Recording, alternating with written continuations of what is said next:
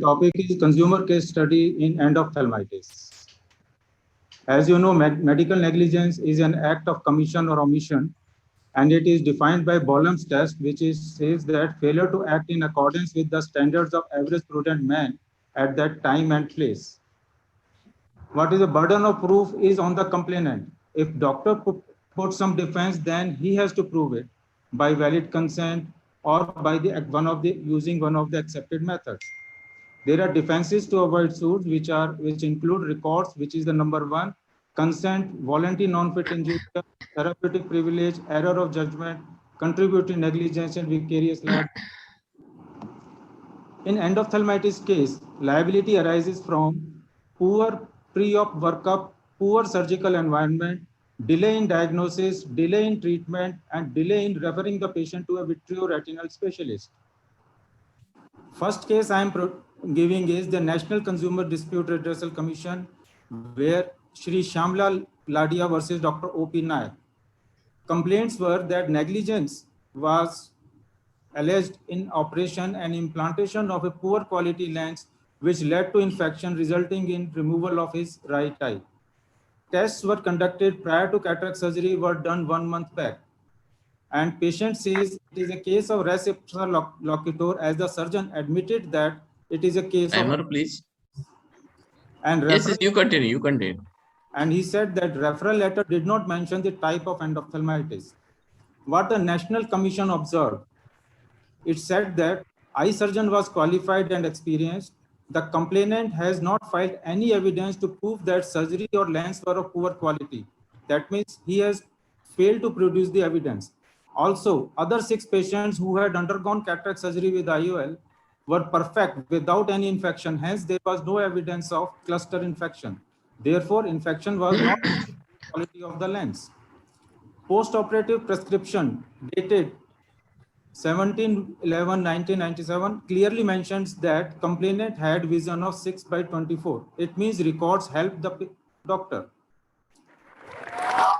Pre-op lab tests and medical checkup were conducted 1 month prior to surgery and were normal. Hence, there was no necessity to repeat the tests again unless the patient had some signs and symptoms.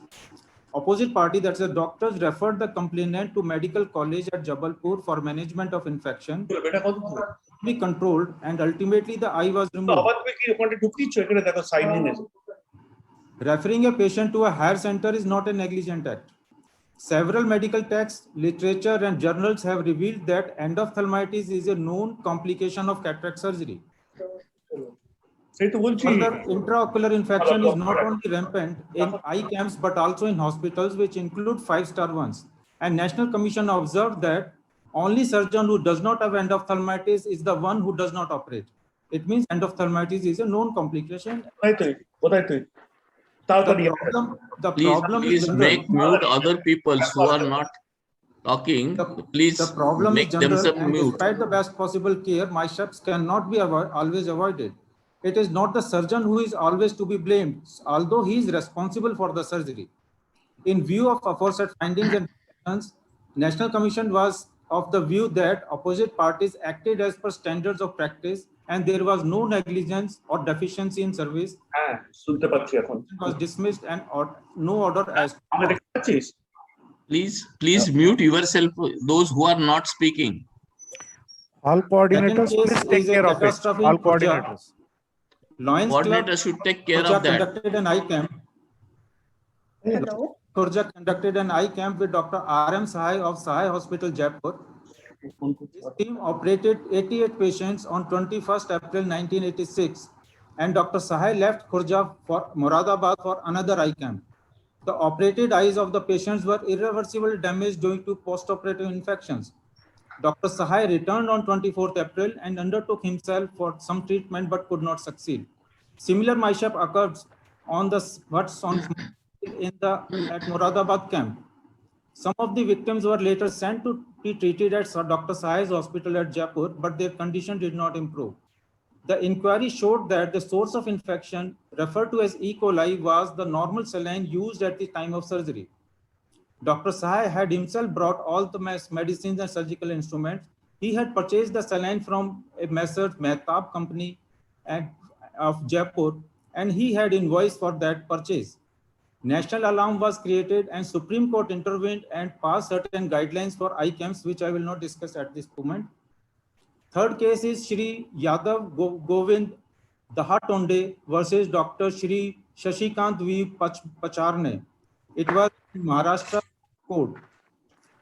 Here the complainant was having complained about the post-operative endophthalmitis in left eye, but records showed that the patient had good vision on second follow-up visit, but did not follow the guidelines of instructions given by the doctor, and he did not use black goggles and was cleaning his eyes with dirty cloths. And this was mentioned on the OPD card of the patient. In the court, no expert evidence was produced by the complainant to prove the medical negligence. Hence, the appeal was dismissed and no order as to cause. So this gives an importance of expert opinion, which was further strengthened by Sethuraman Subramaniam Iyer versus Triveni Nursing Home. In this, National Commission considered the fact that there was no expert evidence on behalf of the complainant, so value of expert opinion was recognized. In Mrs. Shantaben Mujibai Patel versus Breach Candy Hospital, National Commission held that doctors are required to take risks while performing their job, and merely because patient dies or has certain complications, it does not lead or does not establish deficiency in service or negligence on part I request organizers to start the time watch. Another case. Sir, it is already on. Yeah. So I am not able to see. You monitor. Yes, If sir, you are it is able there, to sir. see. Okay. Thank you, sir. Yeah, continue, Doctor. In this, Supreme Court observed that police cannot proceed without obtaining opinion from government doctor or medical counsel, and criminal courts also have to obtain a medical expert opinion, and police cannot arrest a doctor in a routine manner. Conclusion: records are always helpful in fighting cases against them in the court of law. First, let the complainant prove his case with expert evidence, then only you have to give your opinion. Deny each allegation separately and don't accept any mistake.